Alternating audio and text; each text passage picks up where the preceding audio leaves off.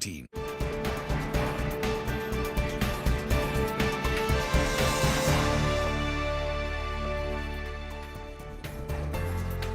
Hello and welcome to Global Eye. I'm Parikshit Luthra. President Vladimir Putin has raised concerns about an escalation of the Ukraine-Russia conflict. Earlier this week, the Russian president ordered partial mobilization of troops. The exercise to call 300,000 conscripts for war duty is Russia's first such exercise since the Second World War. The move has likely been triggered by Ukraine's powerful counter-offensive and setbacks for Russian military in EAM and Kupiansk.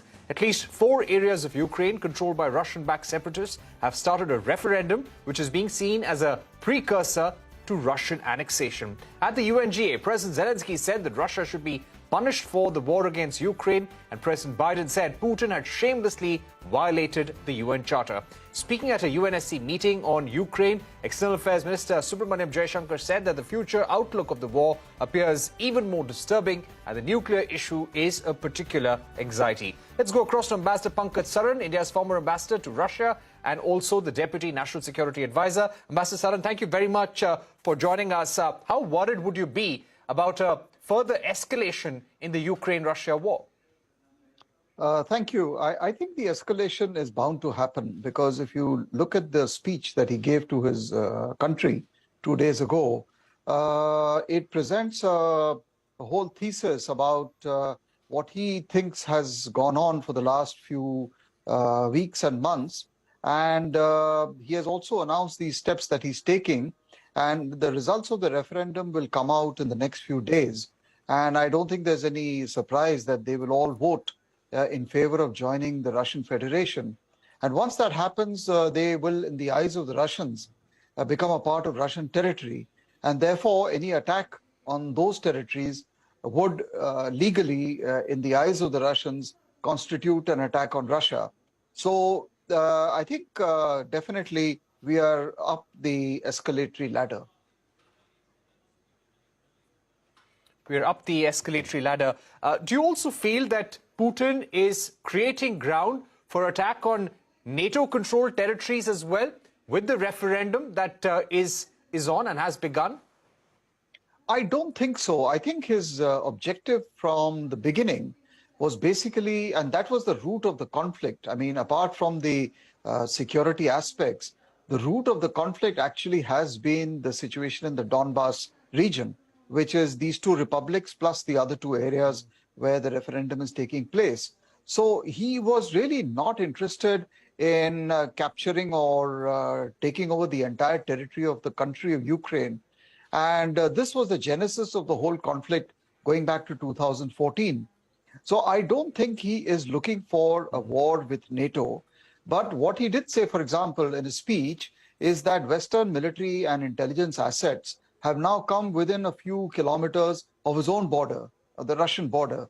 And, you know, he referred to a couple of regions in Russia, which were actually the scenes of huge battles with the Nazi Germany in the Second World War. So the Western proximity to Russia's borders has grown, not in terms of troops on the ground, but in terms of military assets, intelligence assets, tech assets, satellites, etc. So I don't think he's interested in a war with NATO, but at the same time, he is preparing in case it escalates to that level.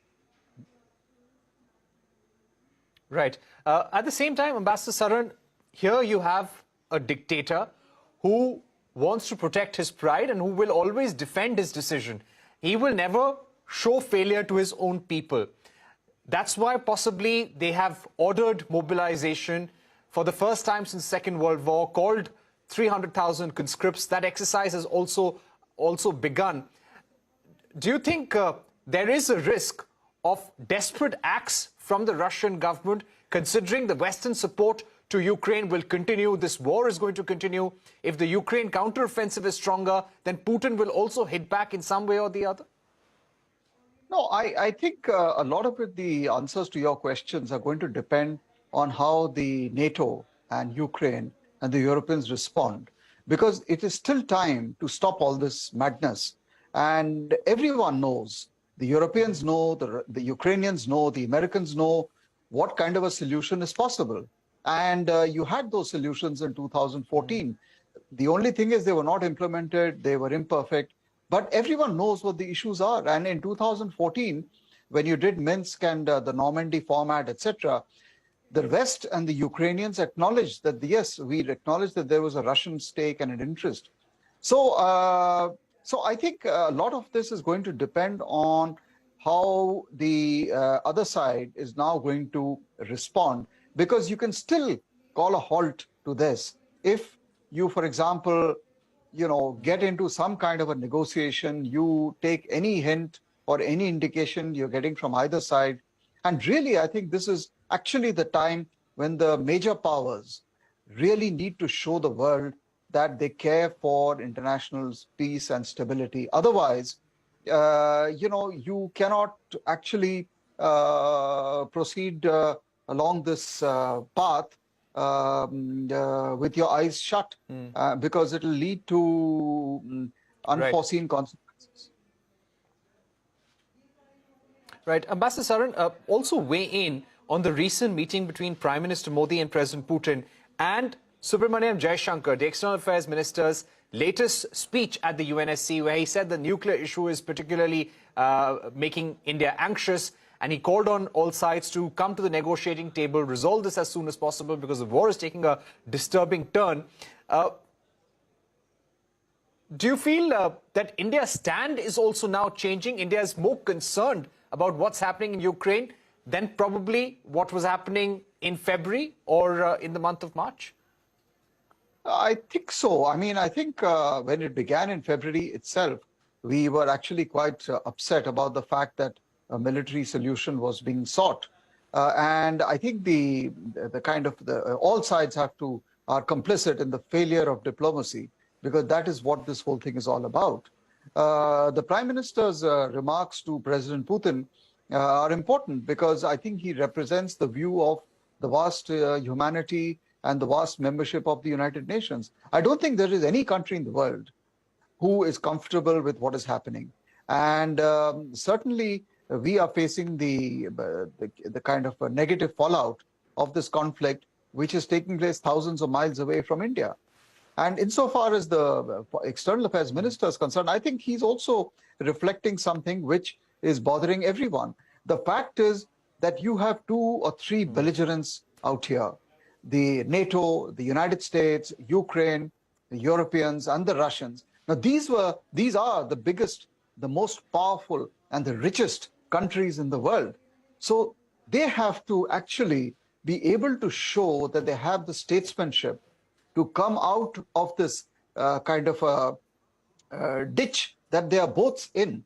And it's all about not just European security, it's actually nothing else but the fallout of the 1991 dissolution of the Soviet Union, which led to these imperfections in the borders between Russia and its successor states. And that's all that it is. And that ability to take care of each other's security concerns seems to be too much for the Europeans and the Russians. At some stage, I mean, we are all hoping that, they will have the ability to come to live with each other peacefully and like normal people. But it seems that this is elusive. Right. Ambassador Saran, my final question: what is holding back the US, the UK, the West, and Europe from coming to some sort of consensus with Russia? And what is holding both sides of the conflict from coming to a solution or a compromise?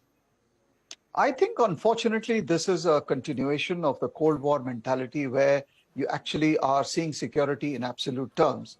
And you are not able to recognize or accept that both sides have security interests. The fact of the matter is, if you look at the map of Russia, the Ukrainian border with Russia is the weakest link in the Russian Western theater. And this is where Russia's core national security interests rest. That is the history of Russia starting from the Second World War.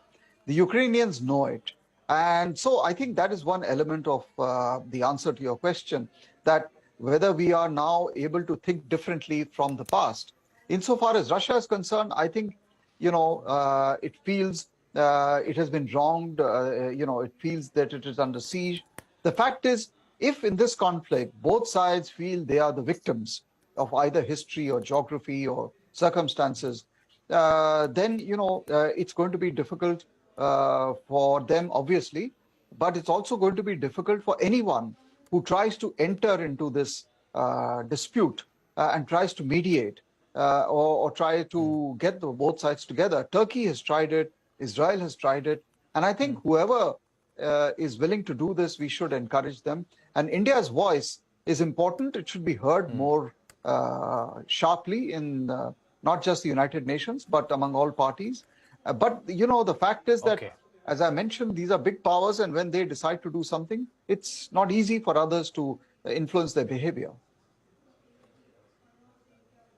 Right. Thank you very much for putting into context for us, Ambassador Pankaj Saran. We've run out of time, but this is a story that we continue to follow very, very closely, and clearly things are likely to escalate on the Ukraine-Russia war front. We're going to take a short break, but coming up on the other side, Italy will be going to polls as it elects a new government, a special discussion with author David Broder when we return.